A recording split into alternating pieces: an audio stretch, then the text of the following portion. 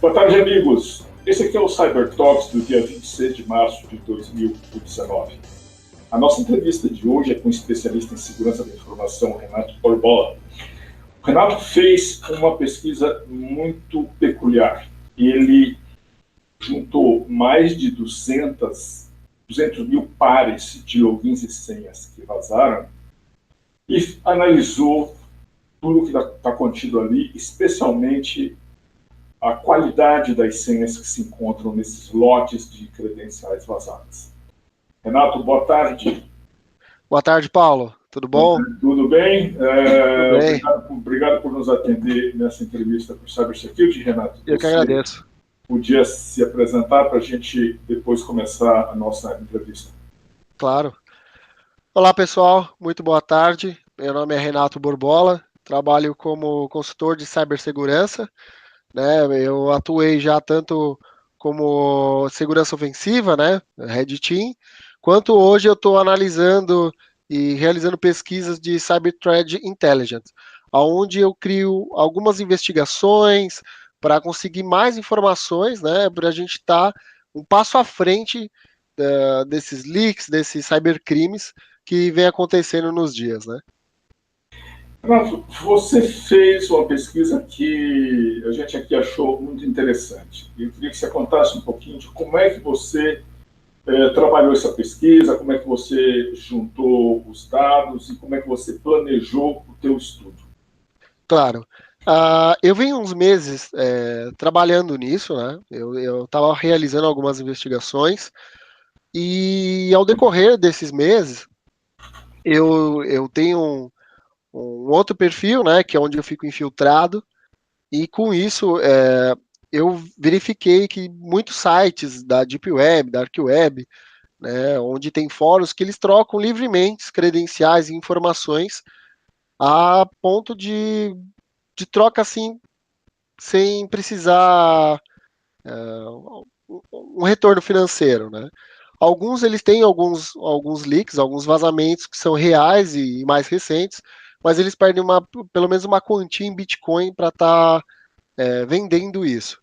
Uma perguntinha, lá, assim, quando você fala com o pessoal, não está nem cobrando, é o pessoal que está fazendo o dump disso aí? Exato. Nesse último leak que aconteceu, que foi o Collection, boa parte dele, vamos se dizer, boa parte mesmo, 70%, já são leaks vazados de outras empresas. Isso tem alguns meses ou alguns anos, Então tem coisa ali que realmente já aconteceu, o pessoal já trocou a senha, mas tem muita coisa ali que é recente, Então isso é um ponto onde eu criei essa pesquisa. E com isso, dessa parte dessa pesquisa, onde foi verificado que boa parte das senhas, ela tinham como um pedaço dessa senha, um nome comum, um sobrenome, nome do futebol, de algum time, ou sobrenome, ou nome de algum personagem, Perguntinha básica é a seguinte, assim, essas senhas estão liberando em texto ou isso estava rasteado que você teve de quebrar o hash?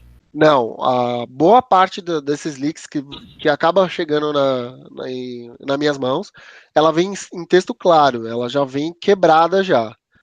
Então, boa parte desses leaks vem de diversas formas. A primeira é o phishing mesmo, onde o pessoal troca esses dados e acaba inserindo os dados, porque hoje o pessoal não tem, os usuários finais não tem cuidado com as informações, Então troca um nome completo, um RG, um CPF a troco de, sei lá, de um cadastro simples, Então, boa parte vem disso e boa parte realmente é algum vazamento de dados, Então, algumas empresas elas não tomam cuidado com sites. Recentemente teve uma corretora, de investimentos, onde tinha realmente uma API ali aberta e onde a gente conseguiu olhar, vasculhar e tinha muitos dados de pessoas que estavam fazendo investimentos, coisas de ações e ela tinha dados lá. Antes da gente chegar nas senhas propriamente ditas, que aí tem muita coisa para você contar. Quando você menciona, por exemplo, que você consegue olhar para as senhas por uma API, você está vendo a senha também você está vendo o hash ou você está vendo também, de novo, a senha em texto claro? Na verdade, algumas vêm em hash, né?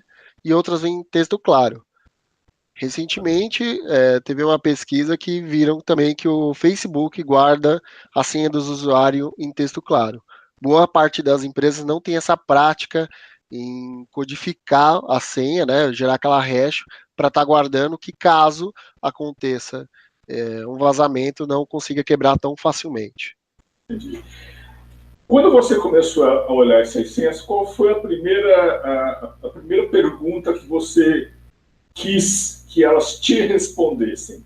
Sim, qual foi a sua primeira busca nessas senhas?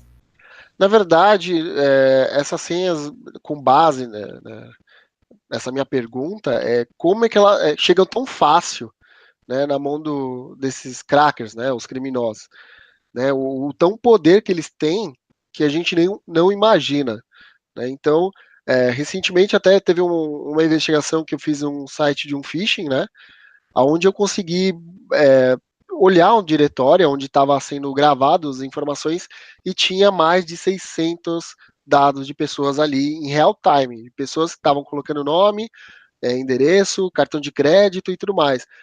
Então, o poder disso, eu fico ainda me perguntando como é que o poder tanto tecnológico que a gente tem ainda consegue obter esses dados. Quando você olhou, você começou a mexer naquele lote de 260 mil, é isso? Por Sim, aí? sim. Senhas e logins. Quando você começou a extrair, quais foram assim, as grandes conclusões que você tirou de lá? A grande conclusão é que muitas pessoas elas colocam a senha para ser facilmente memorizado, né? Então, boa parte delas é uma senha muito fácil de ser deduzida, né, ou quebrada. Então, para acontecer realmente uma invasão, ou alguém acessar o seu e-mail, dependendo da complexidade da senha, é muito fácil de a gente estar decifrando, onde a boa parte das senhas são datas de comemorativas, tanto de relacionamento quanto a data de aniversário do filho ou nascimento. Então, a gente olhando um perfil, pode ser um simples Facebook, boa parte dela a gente já consegue decifrar uma senha. Tá? Ah, o que você acha que leva o usuário a fazer uma bobagem desse tamanho? Na verdade, acho que é a falta de instrução que o usuário final tem, né? Hoje, o usuário confia muito em tecnologia, né? Que é que os smartphones hoje estão tendo essa autonomia de estar guardando a senha para você numa biometria e tudo mais. Então, ele acaba não se preocupando com isso. Então, quando ele acaba caindo num phishing, né? Num sistema fraudável, ele acaba não se preocupando, ele vai inserir a senha dele que tá tudo certo. Você, nesse estudo, foi possível você tirar uma fatia ou detectar alguma parcela daquelas duplas que fossem do Brasil? Ou isso não foi possível olhar desse jeito? Sim, sim. Eu cedi um pedaço, né, dessas contas que estavam licadas, onde eu estava sendo comercializado isso na Deep Web. Vou dizer que um quarto daquele leak todo era brasileiro, tá? Então a gente descobre isso pelo tanto de nome mais composto mesmo, Daniela, um Silva, né, e a senha, alguma coisa assim, né? Então poucas pessoas do Brasil estavam naquele leak. Boa parte é de gente de fora mesmo. Mas vamos dizer, você contou assim, um quarto, uns 25% era Brasil. Isso. Você chegou a fazer um exame desses 25% ou eles têm um comportamento, vamos chamar de comportamento igual ao restante?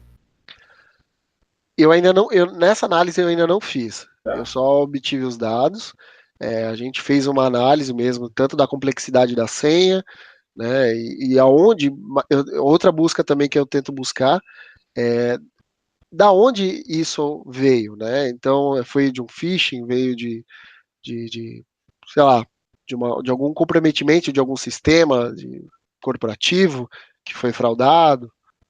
E é isso que boa parte é difícil de encontrar, tá? Então a gente só acaba pegando esse leak gigantesco. No caso de, sim, ou teve uma invasão, uma exposição, ou teve um phishing.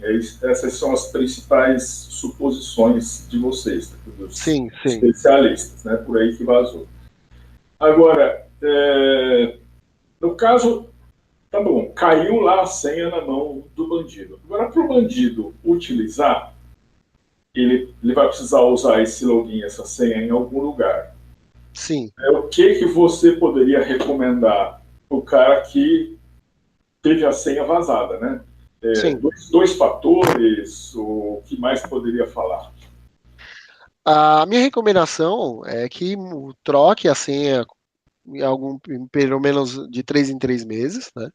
Usem o método de segundo fator de autenticação. Hoje a gente sabe que SMS já não é mais tão confiável assim, né? Hoje já conseguiram obter os tokens via SMS. Então eu utilizo mais o Google Authenticator, né? Onde ele vai gerar aquele token periódico para estar se autenticando, né? E o porquê que as pessoas deveriam tomar mais cuidado, a não ser pessoal tem mais cuidado com o Facebook, mais com o Instagram e não com o e-mail, né? Vamos pensar um pouco com isso, né? Porque todos esses serviços, eles estão linkados em um único e-mail. Se eu comprometer esse e-mail, eu consigo comprometer todos os outros serviços, né? Então o pessoal vai lá no Facebook, coloca o segundo fator de autenticação, né? Então beleza. Mas tem gente que coloca uma senha complexa lá no Facebook, mas no e-mail esquece, né, e coloca lá 1, 2, 3, 4, 5, como a gente já verificou naquele post do Defcon Lab. Então, o pessoal não se preocupa com o e-mail. Tá? Então, usa o segundo fator de autenticação, sim. Cria uma senha mais complexa, com caracteres, números e letras. E troquem isso periodicamente. Como a gente sabe que vazamentos hoje está acontecendo em qualquer momento, né? A cada 18 segundos é uma tentativa de uma fraude. Então, como a gente não sabe os próximos vazamentos que irão acontecer, então que você constantemente troque essa senha para quando ocorrer você não sofrer nenhum dano, né? Vamos pensar assim, você é um cara que tem porção de contas por causa do seu trabalho, a gente tem também, mas imagine que você tem contas que são estratégicas para a sua vida. Sim. Você guarda tudo na cabeça ou você usa um gerenciador de senhas? Como é que você faz isso pessoalmente? Uma boa prática, né, do mundo corporativo é um cofre de senhas, né? Então a gente tem diversas soluções hoje que faz esse gerenciamento de senhas para você. O meu método de utilizar são os dois, né? Tanto na cabeça, mais pessoais, só que corporativo a gente usa um cofre de senha mesmo, tanto aquele 1Password quanto o KeePass e outros que a gente utiliza. Tá, entendi. Bom, para o usuário você fez essas recomendações aí. Agora, quando o usuário fraqueja e esse usuário fraqueja com uma credencial da empresa dele, que consequência pode ter isso? Claro, isso constantemente a gente acaba capturando algumas credenciais, e boa parte delas é usuário, né, funcionário, colaboradores, que cadastram o e-mail corporativo em alguns serviços colocando a senha. Boa parte dessas senhas, elas tanto correspondem tanto com o lado pessoal dessa pessoa, né, com o e-mail pessoal dela, quanto também o ambiente corporativo. Então, para um atacante, se cadastrar com o e-mail corporativo, ele tem duas possibilidades de ele estar fazendo esse ataque e obtendo dados. Entendi. Atualmente, assim, tem um outro problema que não é nem só mais o usuário corporativo, né? Você, quando contrata empresas terceirizadas, muitas vezes você tem que dar uma credencial para um terceiro utilizar o seu sistema, né? Exato. Como é que você acha que isso também pode ser administrado para proteger a empresa de um terceiro, um fornecedor, por exemplo. A gente tem ali, o caso do Target foi clássico, o cara que dava manutenção do ar-condicionado que deixou vazar a credencial. Como é que você acha que é apropriado de a empresa trabalhar com esses terceirizados aí? A gente pode trabalhar de uma simples forma, onde tem algumas credenciais de terceiros, a gente pode gerenciar isso com elevação de privilégio, né? Então a gente dá algum privilégio simples, aonde ele vai realmente precisar de outras pessoas para estarem aprovando essa solicitação dele para estar, sei lá, acessando um sistema, fazendo alguma consulta, né? Então, se a gente deixar uma credencial onde ele vá direto no nosso sistema, se não tiver bem auditado, é difícil a gente conseguir rastrear isso, né? Tá certo, tá certo. Agora, eu queria ouvir a sua opinião. Encerrei aqui sobre as senhas, mas queria ouvir a sua opinião sobre um outro tema que está muito quente. Você deve ter ouvido falar do ataque do ransomware Locker Gaga, que pegou a empresa Norsk Hydro lá na Noruega, depois já pegou 2 químicas nos Estados Unidos. E a questão que está posta é a seguinte, é que esse ransomware passou no vírus total, incólume não foi detectado no dia 8 de março, quando foi 3 dias depois ele foi detectado. Né? Certo. Eu fiz uma consulta com a Kaspersky, e a Kaspersky disse o seguinte, que o vírus total tem lá um sistema simplificado de detecção. De todo modo, você acha que isso é uma ameaça? Ou seja, os antivírus podem ter falhado? Ou estão falhando? Falharam? Eu acredito que não. Eu acredito que os antivírus hoje trabalham bastante, pegando essas assinaturas. Boas parte dessas empresas hoje estão utilizando já um antivírus já Next Generation, onde eles acabam fazendo essa detecção por comportamento do malware, né? Então, boa parte das empresas, se ela não tiver um gerenciamento de atualizações, de patch, é possível que o ransomware ou o malware ele consiga encontrar essas brechas, né? E ele está infectando. Então, boas parte das empresas elas se preocupam que a ameaça vai vir de fora, né? Vindo da internet, tentando entrar dentro da empresa, sendo que não também tem uma política de BIOD bem aplicada, onde o usuário pode chegar com pendrive ou conecta o smartphone hoje, né? E ele acaba passando esses arquivos maliciosos para dentro da empresa. É isso que acontece. Mas essa pergunta foi mais curiosidade minha. Eu acho que eu vou deixar ela de fora da entrevista, porque essa a gente não tinha combinado. Legal. Renato, muito obrigado pela gentileza de você ter concedido uma entrevista para nós. Eu que agradeço, Paulo. Muito obrigado. Muito obrigado, Paulo.